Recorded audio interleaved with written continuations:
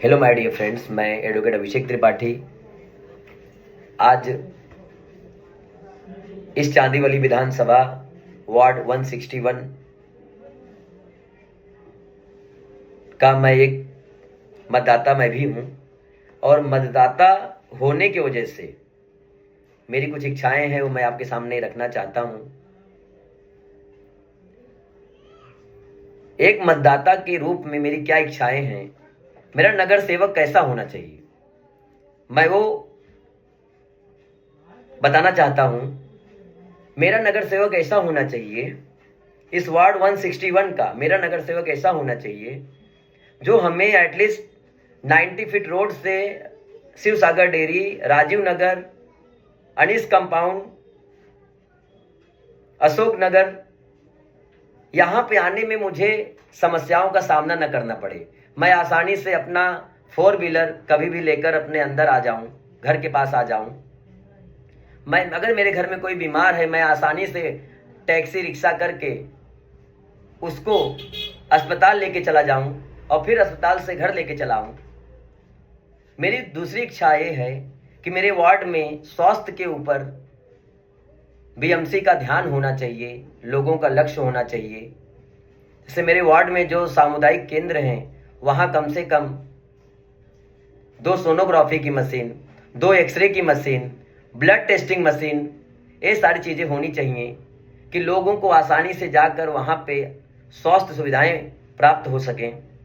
मेरा तीसरा मुद्दा ये है, मेरे वार्ड में एजुकेशन के ऊपर जो हमारे वार्ड के अगल बगल में स्कूल्स हैं, एक उनकी मनमानी जो फीस है वो फीस मनमानी ना होकर वाजिब फीस होनी चाहिए।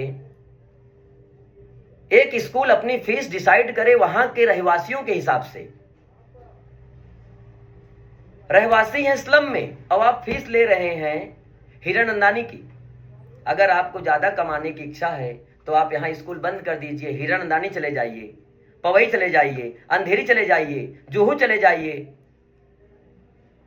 सीएसटी चले जाइए, वहां स्कूल डाल दीजिए। लेकिन अगर आप यहाँ स्कूल चला रहे हैं तो यहाँ के लोगों के बारे में सोचकर कम से कम फीस रखिए कि आपका भी कोई नुकसान ना हो और हमारा भी कोई नुकसान ना हो, हम भी अपने बच्चों को अच्छे से पढ़ा सकें और आपका भी कोई नुकसान ना हो। तो हमारा नगर सेवक, हमारा विधायक, हमारा खासदार अगर चाह लेगा तो ये सारे प्रस्ताव बीएमसी में रख सकता है। मेरा चौथा मुद्दा है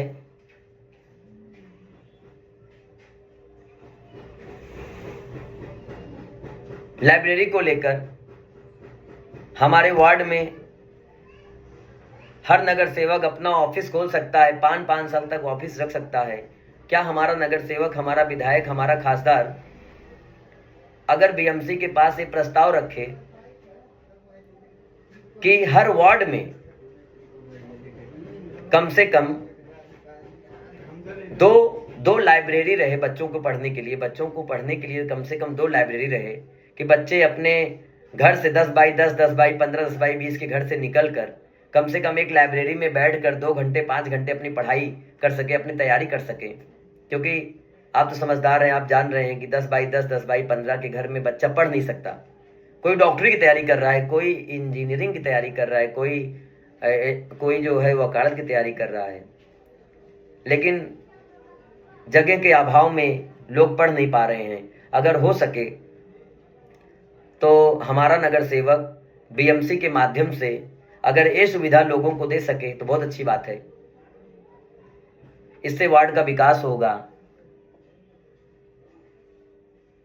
लोगों की जो तकलीफें वो खत्म होंगी। साफ सफाई के मुद्दे पर हमारे नगर सेवक को ध्यान देना चाहिए। आज साफ सफाई कैसी है हमारे वार्ड में? साफ सफाई का मतलब सिर्फ ये नहीं होता कि ठीक है झाड़ू मार रहे हैं, झाड़ू लग रही है। मैंने कई बार जो साफ सफाई करता है, मैंने उनको बोला है कि आप झाड़ू मार रहे हैं, ठीक है, कागज है, पेपर है, आप उठा ले रहे हैं, ये पत्थर क्यों नहीं उठा रहे हैं? ये पत्थर सड़क के बीचों बीच रखा है। आगे देखो, पत्थर का पूरा 10 पत्थर रखे गए हैं, मिट्टी रखी गई है। तो सफाई कर्मी बोलता है कि साहब ये मेरे हाथ में नहीं है। हमें मिट्टी उठाने की परमिशन नहीं दी गई है। हमें सिर्फ बताया गया है कि आपको सिर्फ जाकर वो पेपर, प्लास्टिक, बॉटल उतना ही उठाना है। हाँ, अगर पत्थर पड़ा है तो पत्थर रहने देना है। अगर बीएमसी ने ऐसा कुछ सर्कुलर जारी किया है तो अलग बात है। मुझे तो नहीं लगता कि बीएमसी ऐसा बोली है कि अगर मिट्टी है, पत्थर है, कचरा है तो उसको वहीं रहने दीजिए। उसको बीएमसी उठाने के लिए कार्यबद्ध नहीं है।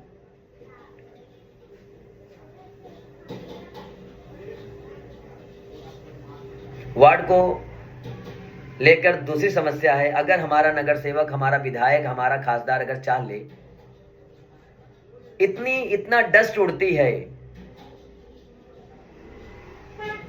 रोड पे। रोड की बात करो, गली की बात करो, छोटे मोटे जो है जो रोड है उनकी बात करो।